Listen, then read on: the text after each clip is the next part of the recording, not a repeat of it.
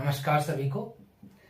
तो जैसा कि मैंने तय किया था कि अब से मैं जो भी पुस्तक पढ़ा करूँगा उसकी समीक्षा अथवा विषय वस्तु आप तक पहुँचाया करूँगा। तो ऐसा नहीं कहूँगा कि मैं व्यस्त था, मैं आलस्य से पूर्ण था, परंतु मैंने अपने आलस्य को हरा दिया है, अपने शत्रु को हरा दिया है। जैसा कि कहते हैं अलसस्य मनुष्यस्य महान रिपु, तो मैंने अपने अरि को, अपने दुश्मन को हरा दिया है और मैं आपके सामने प्रस्तुत हूँ। तो पिछले महीने मैंने एक पुस्तक पढ़ी, एक किताब पढ़ी जिसका कि नाम है सतह से उठता आदमी। ये मुक्तिबोध की रचना है, 9 कहानियों का संग्रह है। इसे भारतीय ज्ञानपीठ द्वारा प्रकाशित किया गया है। तो सबसे पहले किताब की सबसे महत्वपूर्ण कड़ी कि इस किताब के पहले 2 पृष्ठ में 2 महान लेखक, महान कवि शमशेर बहादुर सिंह और श्रीकांत वर्मा का दृष्टिकोण भी प्रकाशित है, जो कि महत्वपूर्ण है। महत्वपूर्ण इसीलिए है क्योंकि आप पुस्तक पढ़ने से पहले पुस्तक के बारे में बहुत कुछ समझ लेते हैं और आपको इन दोनों दृष्टिकोण से ये समझ आता है कि आपको ये पुस्तक अवश्य पढ़ना चाहिए। क्या कहते हैं शमशेर बहादुर सिंह? शमशेर बहादुर सिंह कहते हैं कि ये कहानी संग्रह मध्यवर्गीय पाठकों की दृष्टि को साफ करता है और श्रीकांत वर्मा इसे आलोचनात्मक बुर्जुआ यथार्थवाद के विशेषण के तौर पर रखते हैं, उसकी संज्ञा देते हैं। अब ये आलोचनात्मक बुर्जुआ यथार्थवाद क्या है? तो इसकी जड़ें जो है वो मार्क्सवाद से है, मार्क्सवाद इतिहास से है, मार्क्सवाद सौंदर्य शास्त्र से है कह सकते हैं।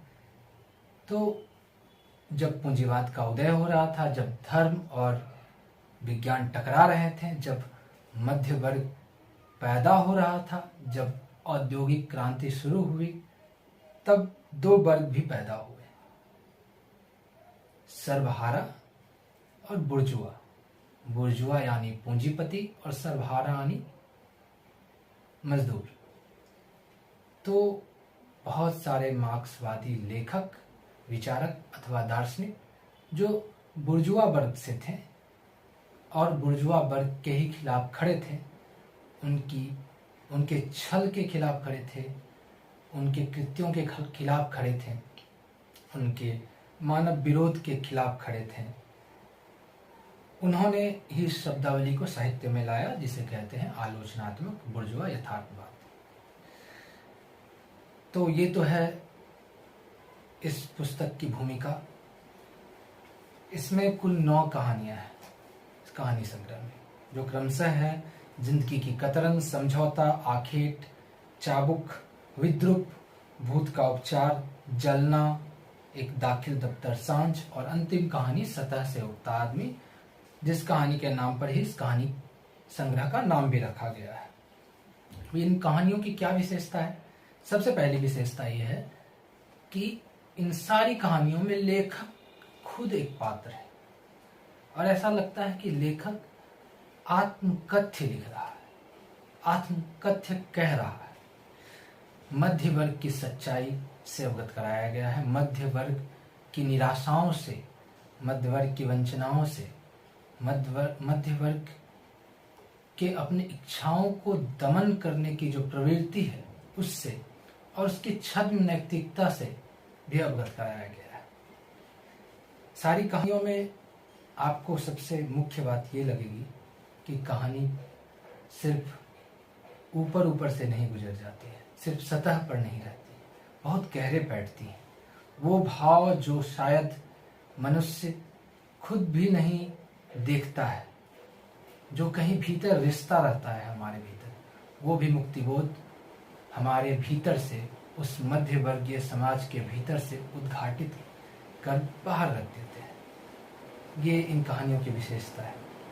यानी कि जैसा कि मुक्तिबोध का जीवन रहा, मुफलिसी में बीता, उसी मध्य वर्ग के चारों तरफ वो रहे या उसी मध्य वर्ग के बीच रहे और संघर्ष करते रहे, उन संघर्षों को मुक्तिबोध ने बहुत अच्छे से शब्दों के साथ उकेरा है।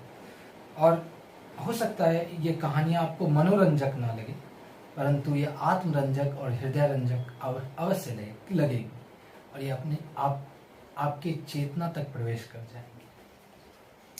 कुछ पंक्तियां मैं पढ़ता हूं और फिर मैं समझाता हूं कि ये पूरा संग्रह किस बारे में है। शंकर ने पत्नी वियोग में जान नहीं दी, किंतु इस घटना के द्वारा अपनी असहायता को जो बोध उसे हुआ, उस बोध ने ही उसको कुचल डाला।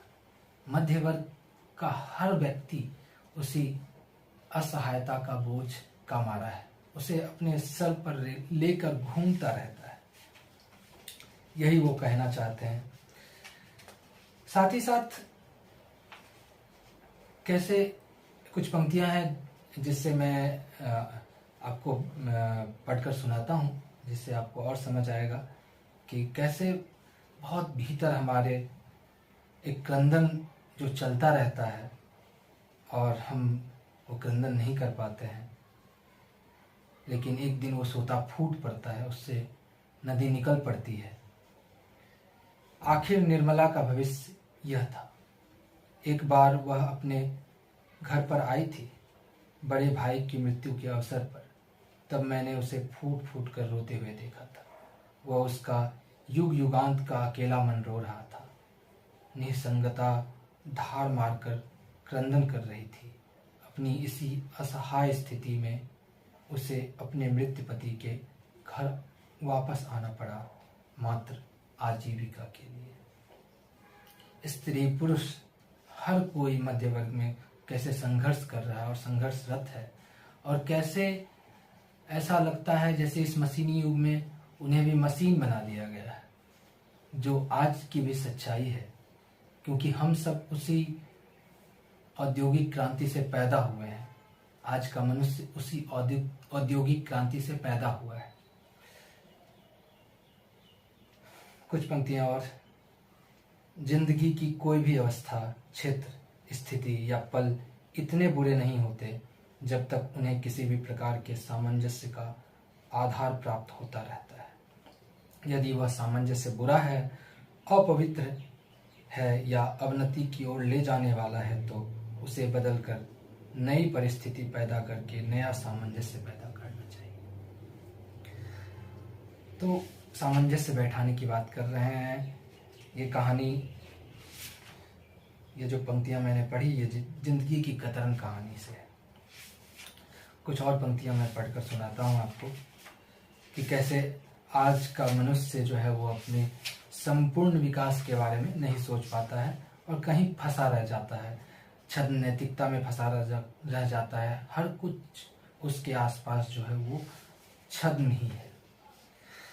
जैसे कि कुछ पंक्तियां हैं कि पाप के समय भी मनुष्य का ध्यान इज्जत की तरफ रहता है। वह पाप करते समय पाप से नहीं डरता, पाप के खुलने से डरता है।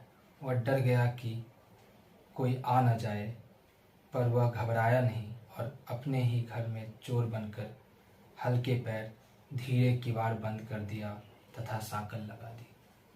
कितनी बेहतरीन पंक्तियां हैं और कितनी अंतर व्यथा को कहती है मनुष्य के। और हम जो इस छद्म समाज में अपने आप को बहुत बड़ा दिखाने की कोशिश करते हैं, सारी सच्चाई को लेखक कैसे उद्घाटित कर कर रख देता है, ये आप देख सकते हैं। कैसे छद्म नैतिकता के विरोध में मुक्तिबोध अब पूरे जीवन खड़े रहे।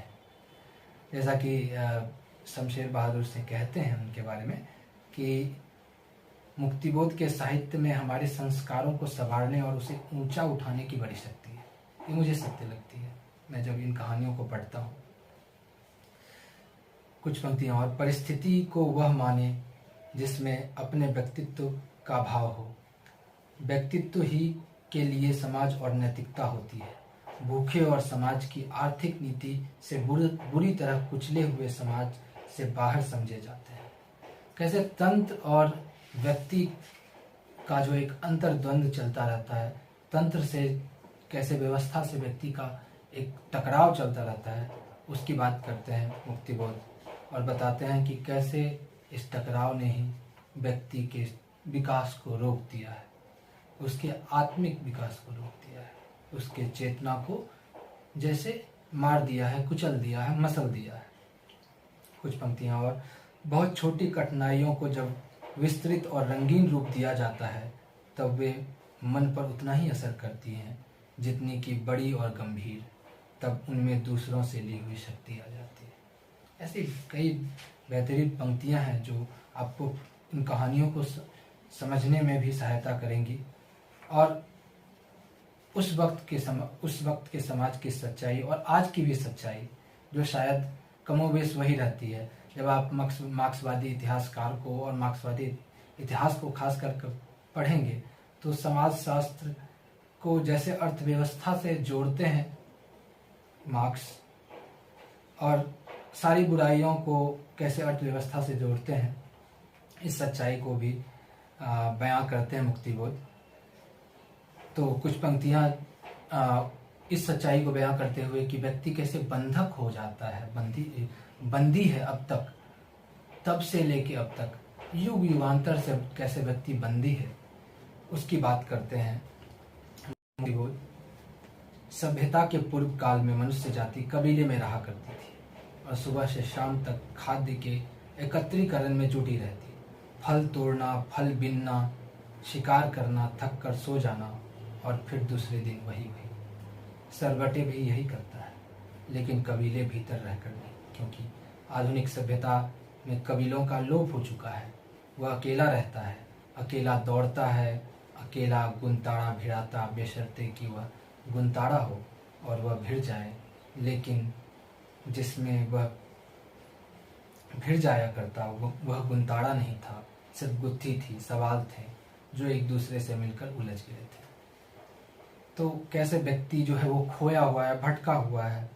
हर एक व्यक्ति, खास करके मध्य वर्ग समाज का व्यक्ति, कैसे अपने आप को ही कुचल रहा है, अपने किसी भटकाव में है, शायद समाज के भटकाव में, व्यवस्था के भटकाव में। कुछ पंक्तियां और, इसलिए मुझे उससे डर लगता है क्योंकि वह कठोरता भावना का कठोर पत्थर है। वह चाहे जिसको लग सकता है, सबसे ज्यादा खुद उनको। यह कहते कहते प्रमीला की आंखें छलछला उठी। एक कहानी है जो बहुत मुझे आकर्षित की, ये कहानी भूत का उपचार, जिसकी ओर मैं बढ़ भी रहा था।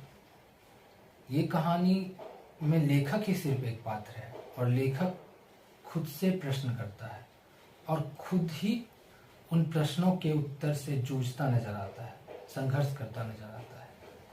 और ये हमारे आपके सबके साथ होता है। तो ये बहुत अच्छी कहानी भूत का उपचार, और ये दर्शन के लिहाजे से भी बहुत सुंदर कहानी है। और ये पूरा पुस्तक जो है, ये कहानी संग्रह जो है, ये एक अद्भुत है। ये अवश्य पढ़ना चाहिए सभी को। मैं कुछ पंक्तियां और शायद आपको सुनाता हूँ।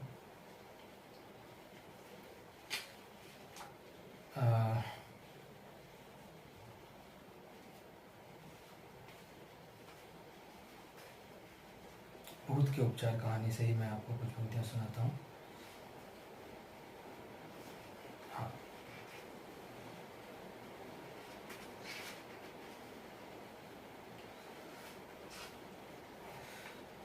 मन पर शायद विजय प्राप्त की जा सकती है, आत्मा को भी वशीभूत किया जा सकता है, किंतु अपने चरित्र को नहीं, क्योंकि स्वयं का चरित्र ज्ञान होना बहुत मुश्किल है।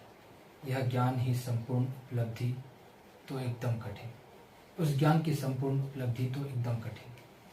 तो ऐसी कई पंक्तियां हैं जो आपको आकर्षित करेंगी। आप ये पुस्तक पढ़ें, और आप पढ़ें तो मुझ तक भी पहुंचाएं कि आपको ये पुस्तक कैसी लगी।